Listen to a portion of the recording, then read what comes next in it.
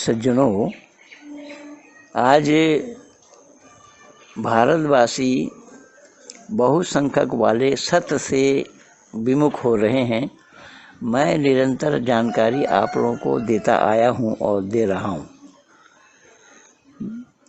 कि सच्चाई को इन्होंने कभी भी स्वीकार नहीं किया। सत्य को स्वीकार करना ये मानवता है और मानवता से भी दूर भागना चाहते हैं।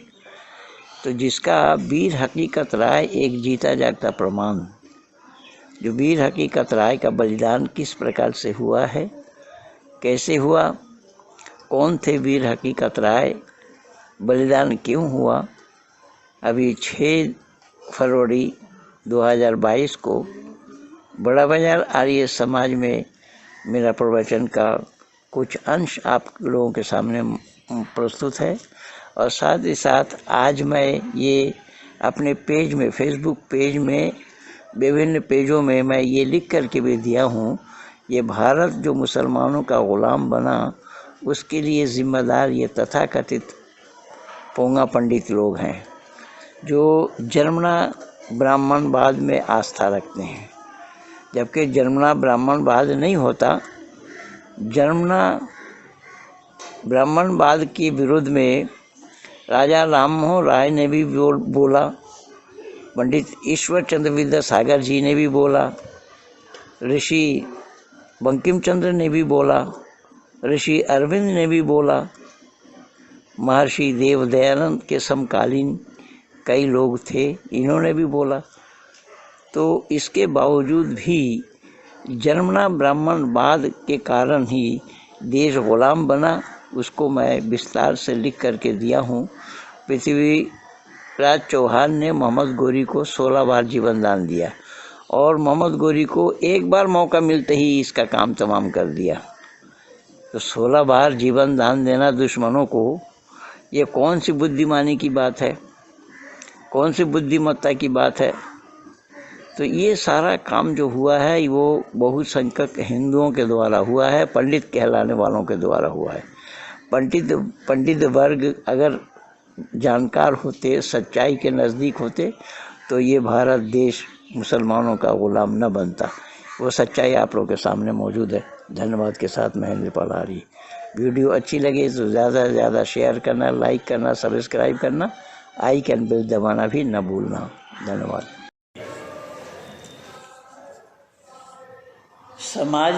समाज के सदस्य ही आना नहीं चाहते तो बाहर वाले कौन आएंगे। ये तो धन्यवाद के पात्र हैं जो लोग अपना कामकाज छोड़ करके उपस्थित हो जाते हैं। बड़ी अच्छी बात है। आइए, जब मैं पहुंच गया हूं तो ज़रूर मुझे कुछ न कुछ सुनाना है। परमात्मा की असीम अनुकंपा है कि आज हम लोग 2 बातों को लेकर यहाँ उपस्थित हुए हैं। भाई आप थोड़ा सामने आ जाइए ना। क्या परेशानी है सामने आने में?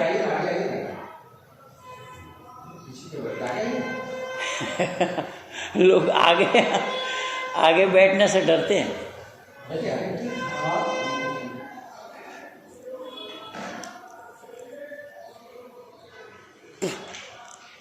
बसंत पंचमी तो आप सुन ही रहे थे कि बसंत पंचमी एक ऋतु का नाम है बसंत, और उसकी 5वीं तारीख को विशेष कार्यक्रम मनाया जाता है। लेकिन आर्य समाज का वैदिक सिद्धांत का नहीं है, ये पौराणिक जगत का है। लेकिन आज तो तिथि बदल गया, आज छठा तिथि है। आज पंच नहीं है, आज छठा है। तो बसंत पंचमी में पीत वस्त्र पहना जाता है। और आप लोगों ने कल दूरदर्शन में देखा, माननीय प्रधानमंत्री जी को आचार्य रामानुज जी के याद में वो भाग्यनगर, वो कह भी दिए, हैदराबाद बाद में बोला, भाग्यनगर कहा। भाग्यनगर में पहुँचे थे और आचार्य रामानुज जी का यही कार्यक्रम है बसंत पंचमी वाला दिन। उनका वो कार्यक्रम होता रहता है। तो पौराणिक जगत के हैं, पौराणिक लोग मनाते हैं, लेकिन इतिहास के पन्नों से एक जानकारी मैं आज आप लोगों को और दे दूं जो बहुतों को पता नहीं है, और वो ये है कि आप सब लोगों को इतनी तो जानकारी है कि यह भारत मुगलों का गुलाम हुआ। मुगलों का गुलाम हुआ तो इसके लिए दोषी कौन है, हमने उसको जानने का प्रयास नहीं किया, बल्कि उसकी महिमा गाई।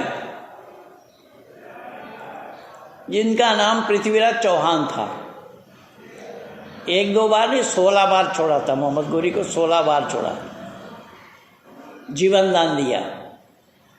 ये बुद्धिमानी थी या नहीं ये तो मैं कल व्हाट्सएप में लिखा हूँ कईयों को, जो लोग चर्चा में आए। ये बुद्धिमानी थी या नहीं ये अपने आप में ही इतिहास बन रहा है।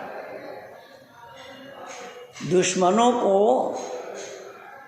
जीवन दान देना 1-2 बार नहीं अपितु 16 बार, हार गए 16 बार, और 17वां बार जो लड़ाई हुई वो 17वां बार जीते। और जीतने का भी कारण बना पंडित मंदिर के पुजारी। मंदिर के पुजारी को मोहम्मद गोरी ने अपने तरफ मिलाया था, और पृथ्वीराज चौहान लड़ाई न करे इसके लिए उन्होंने कोई षड्यंत्र रची। तो रणभेरी बजा करके जब चढ़ाई करने लगे तो पृथ्वीराज के पास पृथ्वीराज के एक रिश्तेदार ने आकर के खबर दी, सूचना दी कि इस तरीके से दुश्मनों की रणभेरी बज रही है, हमें भी तैयार होना चाहिए, अपनी भी तैयारी करनी चाहिए। तो अपनी तैयारी के लिए जब चौहान ने बोल दिया सेनाओं में, वो पंडित भाग करके आए, और पंडित ने कहा कि इस तरीके से आप शोर मचाएंगे तो शिव जी की निद्रा भंग हो जाएगी, वो निद्रा में मग्न है, शोर मत मचाइए। अगर ऋषि दयानंद उन दिनों में होते तो ऋषि दयानंद कहते कि ऐसे शिव को ला करके पटक दो कहीं और, ऐसे शिव को लेकर के कहीं और पटको, जो मेरे अन्न जल से ही जिनको भोग तुम लगाते हो, और दुश्मनों की चढ़ाई हो रही है और मेरे रणभेरी के बजाने से उनकी निद्रा खुल जाएगी, ऐसे शिव से क्या काम। ये ऋषि दयानंद के वाक्य होते। तो जब 17 बार चढ़ाई करी और पृथ्वीराज चौहान को पकड़ा गया, और यही बसंत पंचमी के दिन ही पृथ्वीराज चौहान को मार दिया, एक बार में मारा। तो हिंदुओं ने कुछ सीखा है कि नहीं सीखा, इतिहास के पन्नों से मैं नहीं जानता हूँ। इतिहास के पन्नों से सीखना चाहिए था, लेकिन शिक्षा लेने के काबिल नहीं है ये हिंदू कहलाने वाले, और खामखा बाउंडर मचाते हैं। अभी आप सुन रहे थे कि संतान को देख करके पिता का पता लगता है। क्या बोला? संतान को देखकर पिता का पता लगता है। पर ऋषि दयानंद भी मौन है यहाँ पर। करण के पिता कौन है? पूछिए दयानंद के अनुयायियों से। ईसा का पिता कौन है? पूछिए अनुयायियों से। सब बोलती बंद है सबकी। लेकिन जो तत्व है उसको जानने का प्रयास नहीं किया। और ऋषि दयानंद इसी सत्य प्रकाश में ही लिख रहे हैं,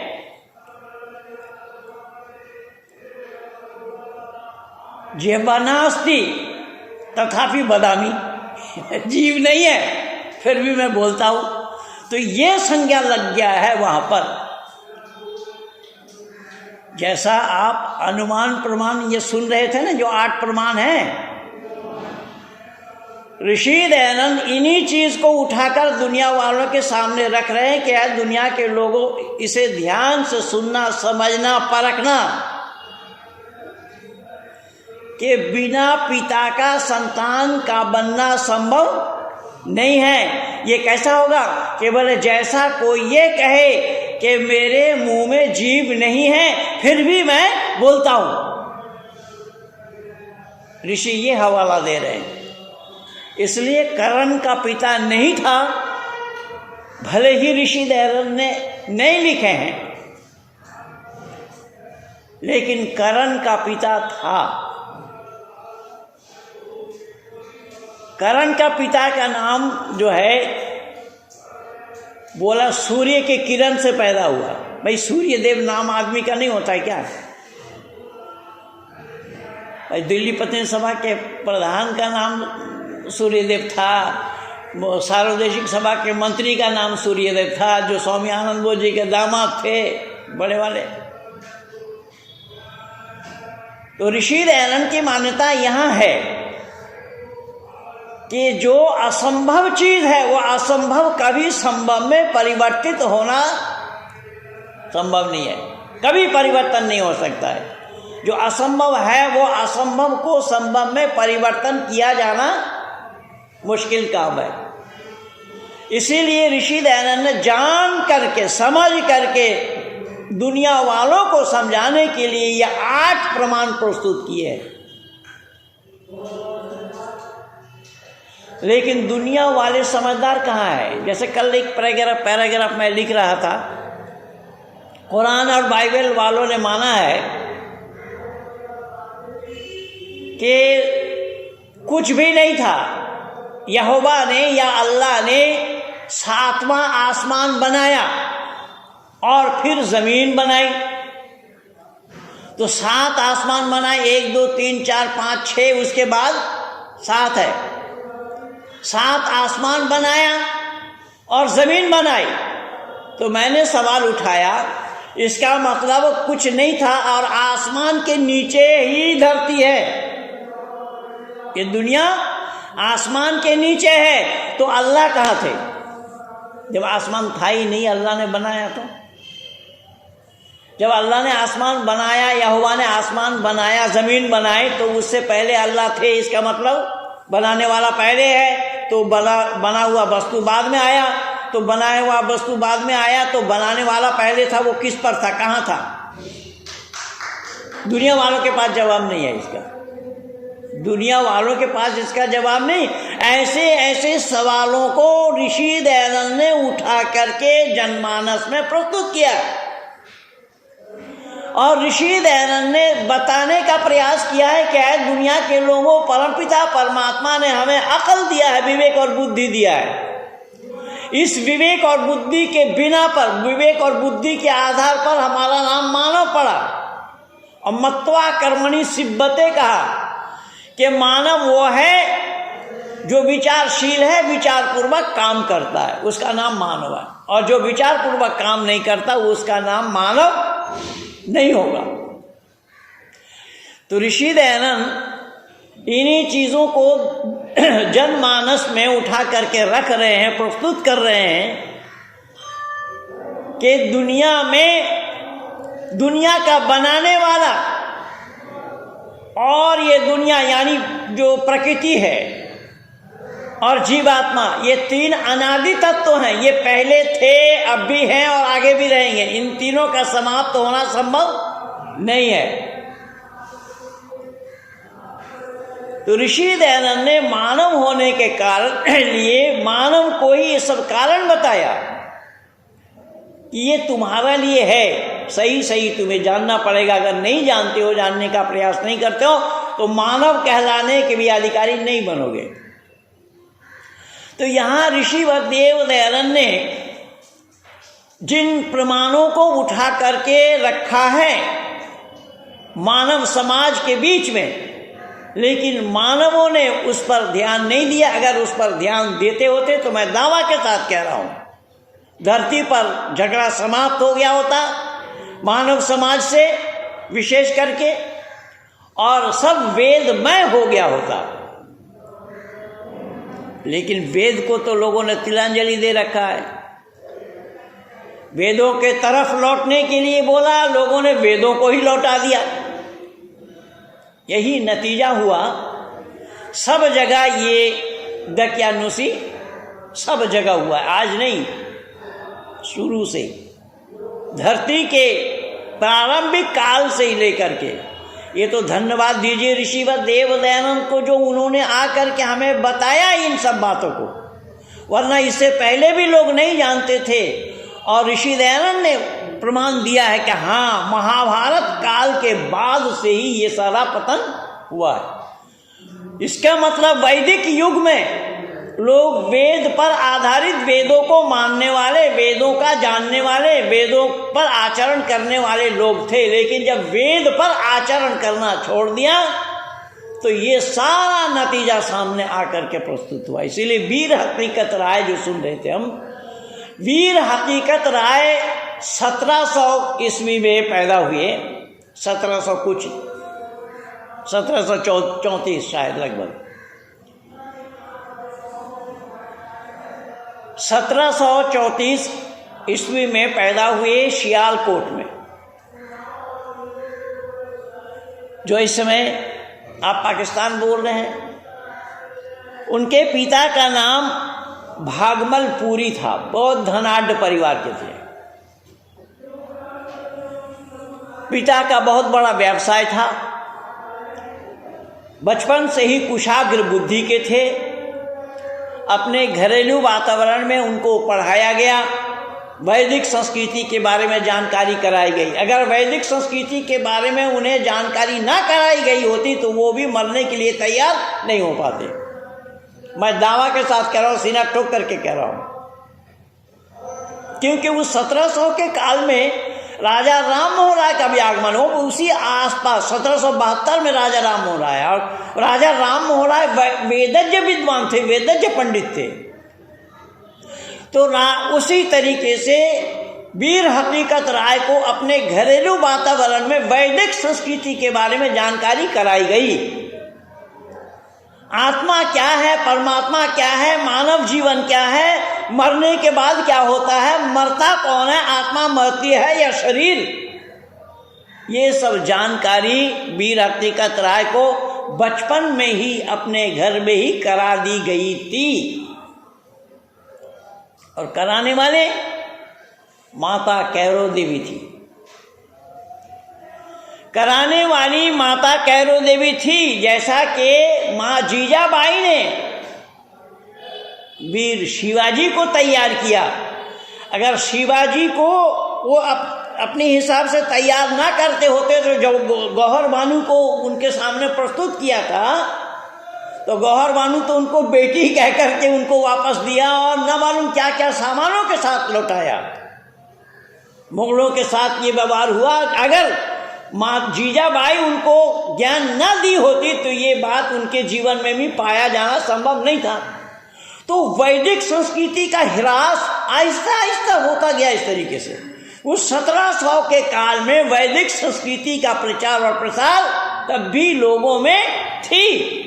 तभी वीर हकीकत राय उसको जाना, वीर हकीकत ने जाना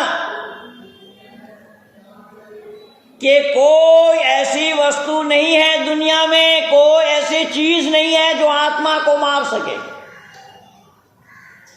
अग्नि में वो शक्ति नहीं, वो ताकत नहीं, वो दम नहीं कि आत्मा को जला सके।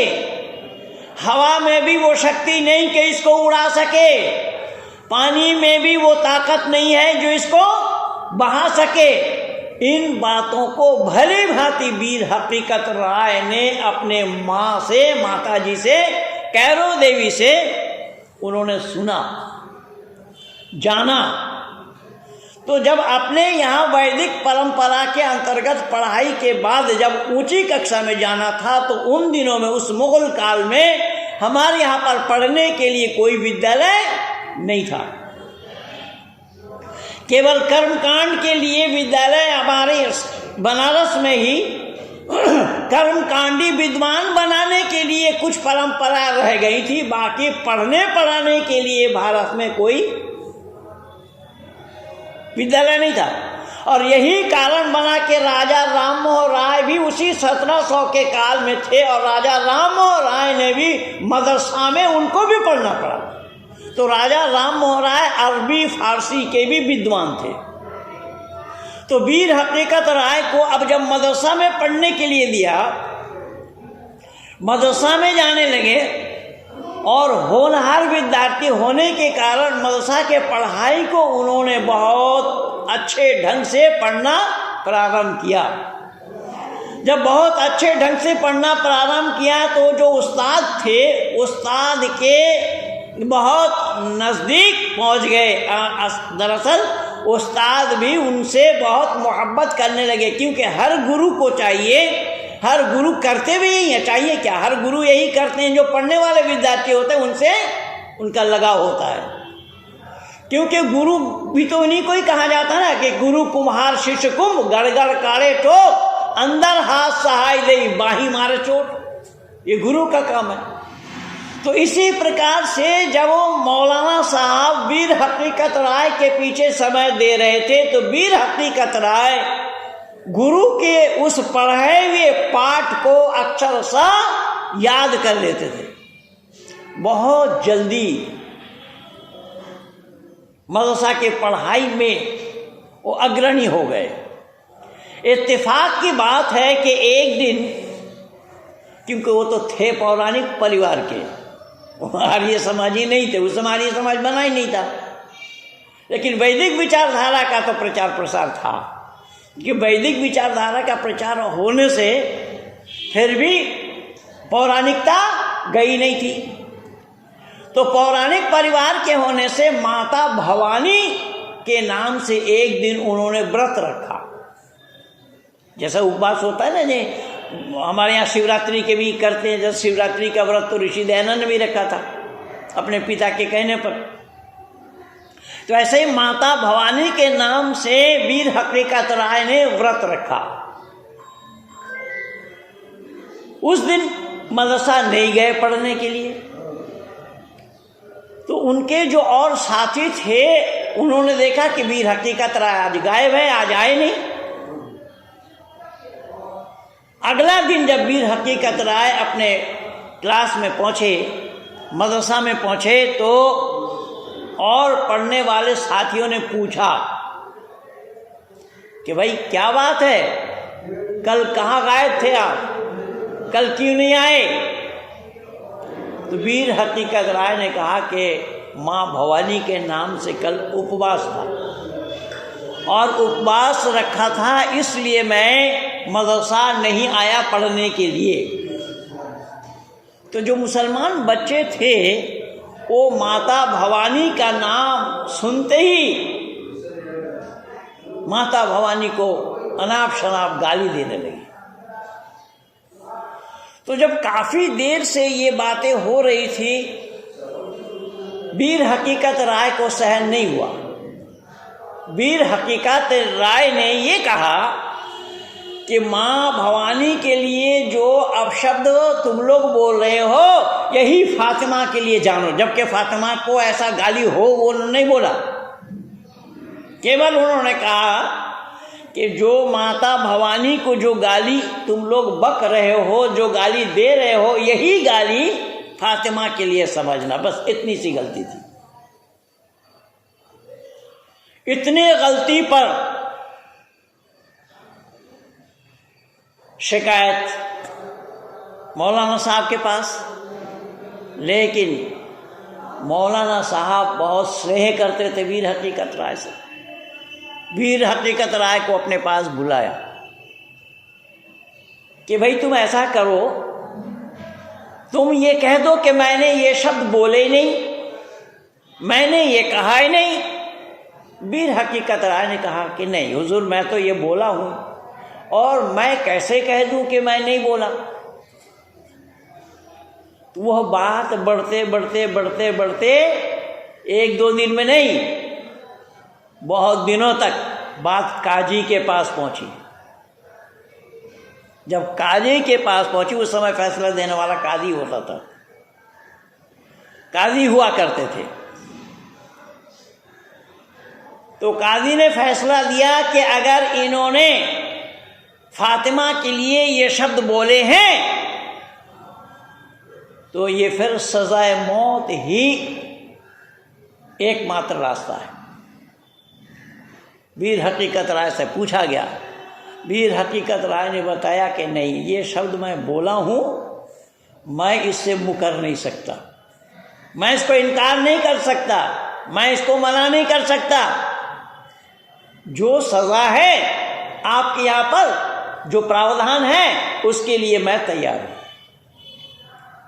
तभी वो वीर हकीकत राय को यही बसंत पंचमी वाला दिन में ही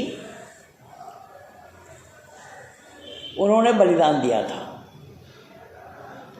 और उन्होंने ये साफ शब्दों में कहा कि अगर आपके दीन में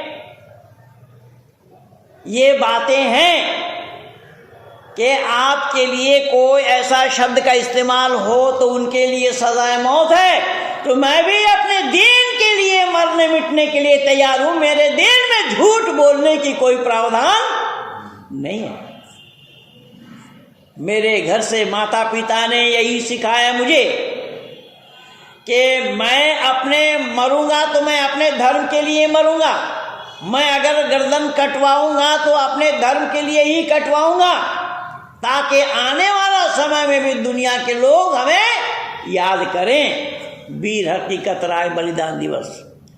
इसलिए मैं वीर हकीकत राय के लिए इतना कहूँगा, वीर हकीकत राय ने धर्म पे जान निसार की, सदा मुताबिअत रही रिज़ाए कर्ज़गार की।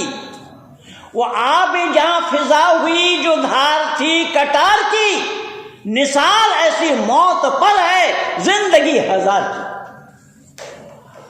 सही पूछे तो हमारे जितने भी बलिदानी हुए हैं, जितने भी भारत माँ के लाल, भारत माँ के सपूत जितने भी हुए हैं, जिन्होंने अपने गर्दन कटवाई अपने राष्ट्र के लिए, अपने धर्म के लिए, अपने संस्कृति के लिए, अपनी परंपरा के लिए, ऋषि परंपरा के लिए, जिन्होंने भी अपना गर्दन कटवाने में संकोच नहीं किया, ऐसे अनेक बलिदानी हुए हैं। और सही पूछिए तो उन बलिदानियों को अगर हम देखेंगे तो सबसे ज़्यादा दिखाई देगा हमें पंजाब।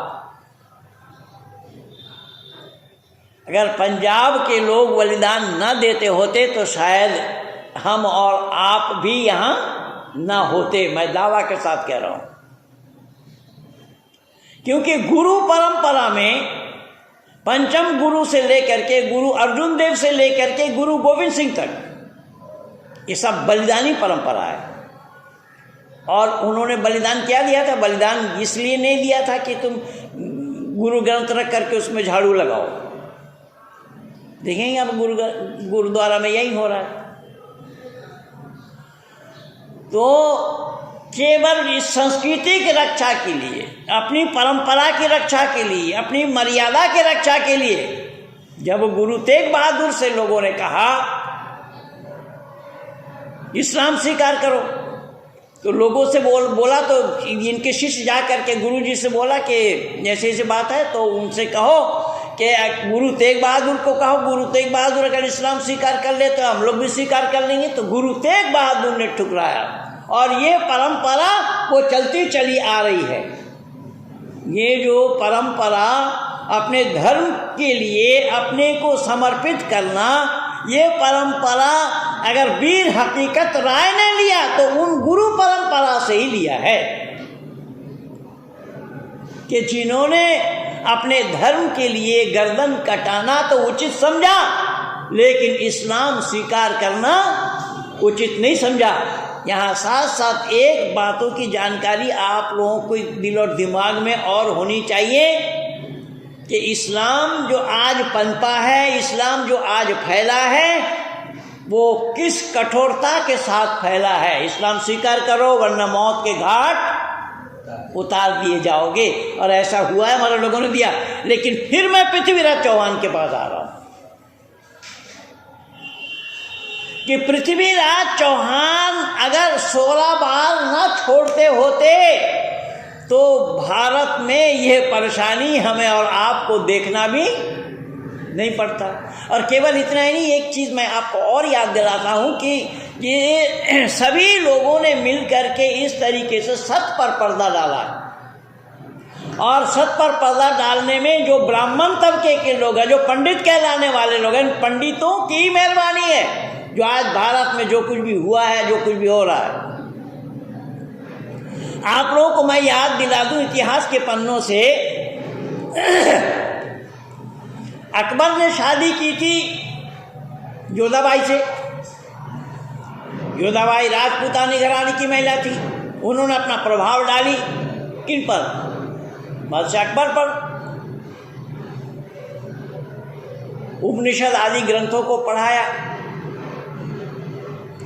तो अकबर बादशाह इस्लाम छोड़ने के लिए तैयार हो गए।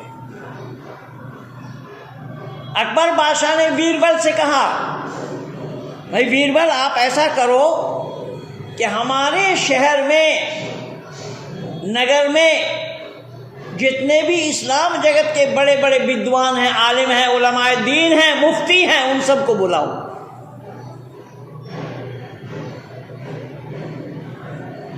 मैं कुछ सवाल करूंगा। तो ऐसा किया गया। उन मुफ्तियों के सामने कुछ सवाल प्रस्तुत किए। जैसा कि मैंने बोला ना कि जब आसमान और ज़मीन बनाई नहीं गई तो अल्लाह कहाँ थे। अभी मैं पिछले दिन बिहार में मोतिहारी में बोल रहा था। मोतिहारी आ रही है समाज में, जो छतौनी चौक में है। तो एक मौलाना अगला दिन है, अल्लाह ने क्या बनाया। मैंने बोला कि अल्लाह ने जो बनाया, सबसे पहले क्या बनाया? तो कुरान इस पर मौन है। देख, मौलाना साहब अगले दिन लिख करके दिया कि अल्लाह ने सबसे पहले सूरज बनाया। मैंने कहा सूरज के बगैर दिन का जाना संभव नहीं होगा। उसने बोला सूरज बनाया। मैंने कहा तो सूरज बनाया? बोले हाँ। मैंने कहा ठीक कह रहे हैं, सूरज बनाया? बोला हाँ। मैंने कहा वो रखा कहाँ? क्योंकि रखने के लिए जगह होनी चाहिए है। आसमान के माने खाली जगह है। आप खाली जगह, इसीलिए तो मैं बोला ना, खाली जगह को बनाने की बात कहाँ से आ रही है? और जगह ना हो, जैसे यहाँ जगह ना हो तो यहाँ बैठना संभव नहीं होगा। यहाँ जगह होना चाहिए। तो कहने का तात्पर्य ये है कि इस प्रकार से अकबर बादशाह ने जब सवालों की फुलझड़ी लगा दी उन मुफ्तियों के सामने में, उन लोगों के पास कोई जवाब नहीं था। जब जवाब नहीं दे पाए तो अकबर बादशाह ने बोला,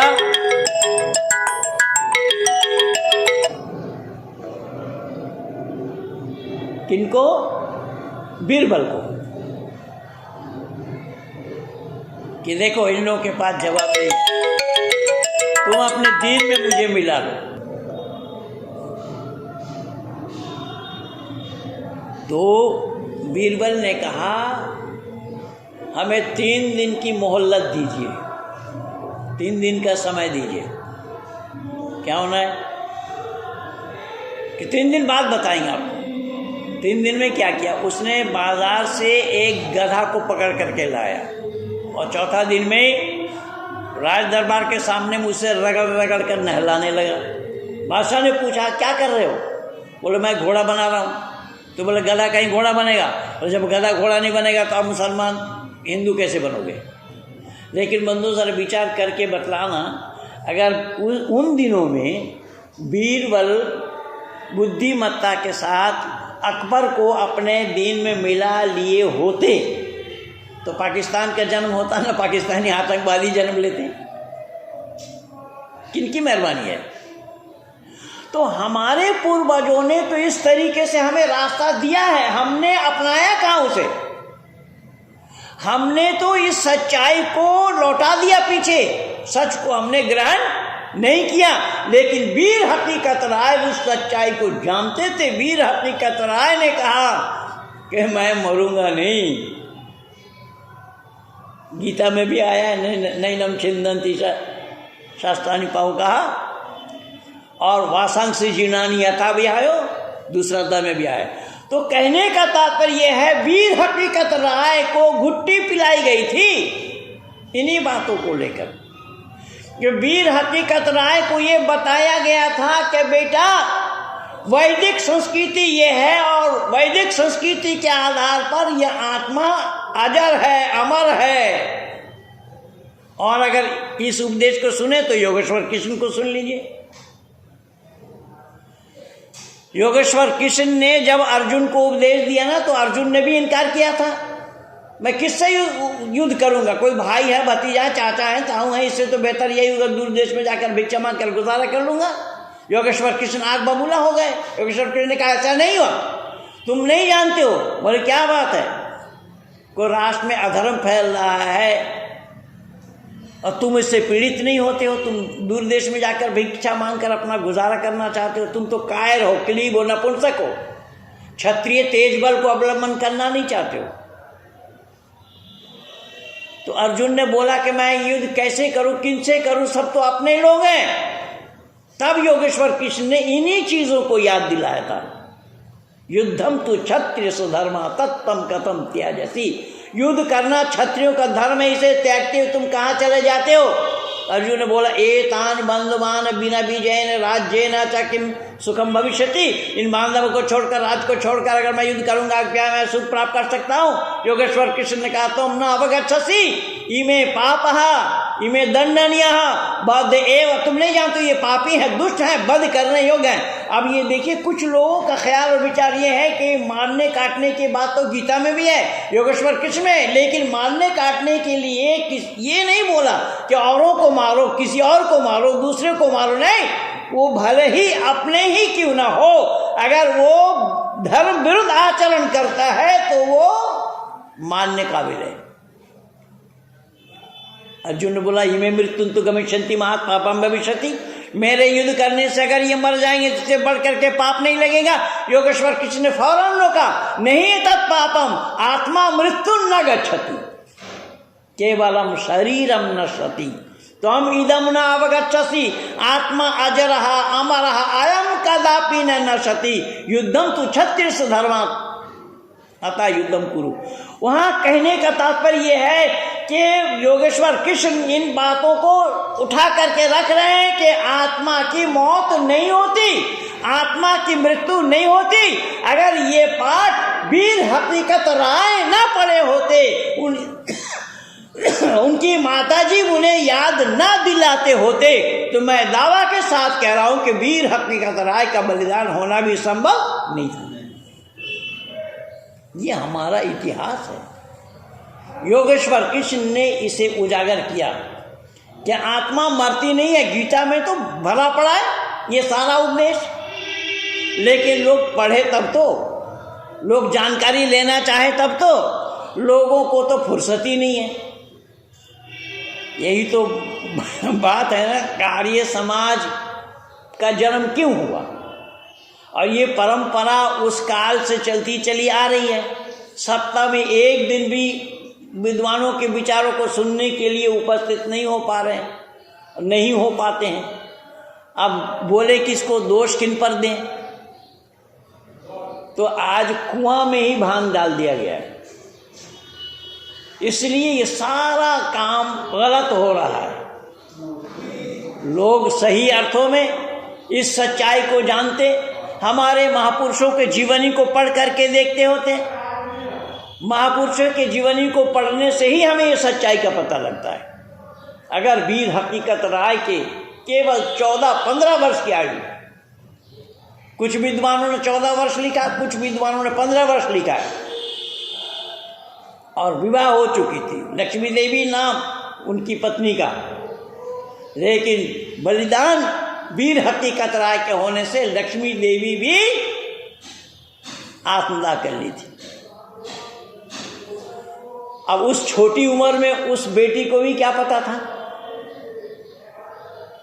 यह हमारा इतिहास है, लेकिन वीर हकीकत राय को हमने पढ़ करके भी नहीं देखा, हमने जानने का भी प्रयास नहीं किया।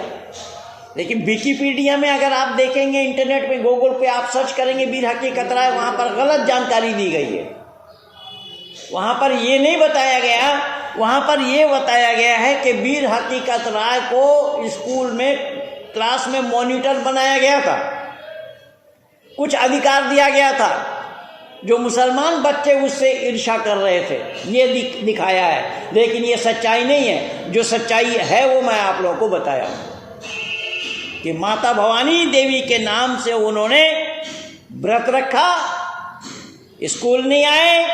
अगले दिन जब पहुंचे तो टोंड कसा उन मुस्लिम बच्चों ने, और उन्होंने टोंड नहीं कसा, माता भवानी के नाम से गाली दिया। उन्होंने उसी शब्द को दोहराया था फातिमा के लिए। घटना ये है। इसलिए हमारी वैदिक परंपरा में, हमारे ऋषि परंपरा में, हमारे वैदिक विद्वानों ने हर क्षेत्र में काम किया है। कोई ऐसा क्षेत्र नहीं है जहाँ पर हमारे विद्वानों ने अपने विचार ना दिए हों। लेकिन हम लोग उससे दूर होते जा रहे हैं, हम लोग उससे हटते जा रहे हैं, हम लोग अपने जीवन में आचरण में लाना नहीं चाहते। धर्म के नाम से तो क्या ही, देखिए धर्म के लिए ही तो वीर हकीकत राय का बलिदान हुआ। आज तो जब मैं बाहर घूमता रहता हूँ, देखता हूँ आज की बेटियाँ जो कॉलेज में, जो स्कूल में, कॉलेज में पढ़ने के लिए जाती हैं, कहीं रास्ते में हनुमान का मंदिर मिल गया तो उनको हनुमान को नमस्ते करने के लिए फुर्सत नहीं है, और दूर से ही हाय हनु, दूर से ही हाय हनु करने में लगे हुए हैं। तो आज की स्थिति ये है। तो आइए, मैं आप लोगों को करबद्ध प्रार्थना कर रहा हूं कि वैदिक संस्कृति में जो चीज़ें हैं वो दुनिया में औरों के पास नहीं है, और इसका उजागर करने वाला महर्षि देव दयानंद सरस्वती। अगर ऋषि दयानंद का आगमन न हुआ होता तो इस सच्चाई को खोजने वाला, इस सच्चाई को बताने वाला, इस सच्चाई को लिखने वाला कोई नहीं था, न भूतो न भविष्यति। लेकिन दुर्भाग्य तो यह है कि दयानंद को लोगों ने माना नहीं, लोगों ने और विरोध किया दयानंद का, विष दे करके मारा। और विष देने में षड्यंत्र सबका था। ये मत समझिएगा कि केवल हिंदुओं ने मारा है, वहाँ ईसाई मुसलमान सबका षड्यंत्र रहा है। तो खैर, कहने का तात्पर्य मेरा ये है कि हमारा नाता सत्य से है, केवल सत्य का ग्रहण, असत्य का परित्याग। अब वो सच्चाई जहाँ कहीं भी हो, उस सच्चाई को हमें लेना चाहिए। जहाँ कहीं भी असत्य हो, उस असत्य को हमें त्याग देना चाहिए। और मैं आप लोगों को क्या बताऊं, कल कतर के दोहा से, जो अरब कंट्री है, दोहा बहुत अच्छा शहर है, बहुत खुशनुमा शहर है।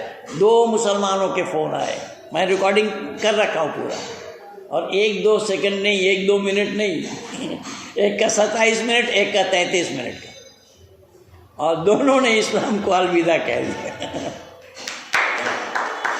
और मेरा काम ये निरंतर चल रहा है, ये कोई मेरे लिए नई बात नहीं, मैं 39 वर्षों से यही काम कर रहा हूँ। तो कहने का तात्पर्य मेरा ये है कि इसी तरीके से उन्होंने सवाल उठाया। अब कुरान के ऊपर सवाल उठाना संभव नहीं है, तो सवाल अगर उठाया तो सवाल आया कहाँ से? इसके मूल में ये सत्ता प्रकाश। उनके दिमाग में सवाल कैसे आया? सत्ता प्रकाश। मैंने उन सब को दिल और दिमाग में भर रखा हूं। इसलिए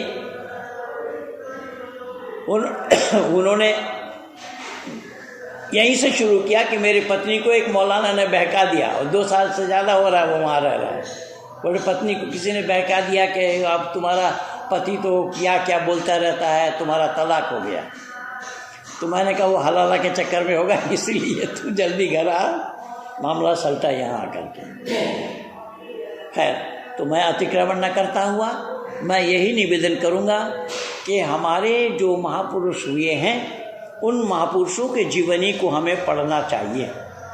और हमारे जितने भी आर्य जगत के विद्वान हुए, मैं दावा के साथ कह रहा हूँ, और ये भी मैं अपने जीवन के लिए कहूँ कि मैं जब आर्य समाज में नहीं आया था तो मैं भी नहीं जानता था।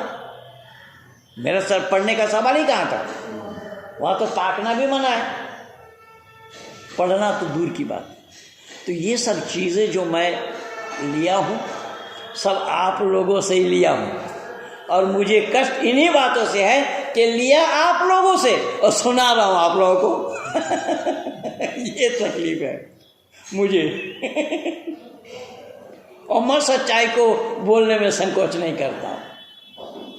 जो सच्चाई है वो है, जब आपके पास रहे चाहे मेरे पास है, सच्चाई तो सच्चाई है। सच्चाई कभी झूठ में परिवर्तित संभव नहीं है। ये ऋषि दयानंद इस चीज़ को खोल रहे हैं। तो मैं ठीक 12 बज रहा है, 2 मिनट बाकी है। मैं नहीं चाहता कि आप लोगों का समय मैं यूं ही ज़ाय करूं।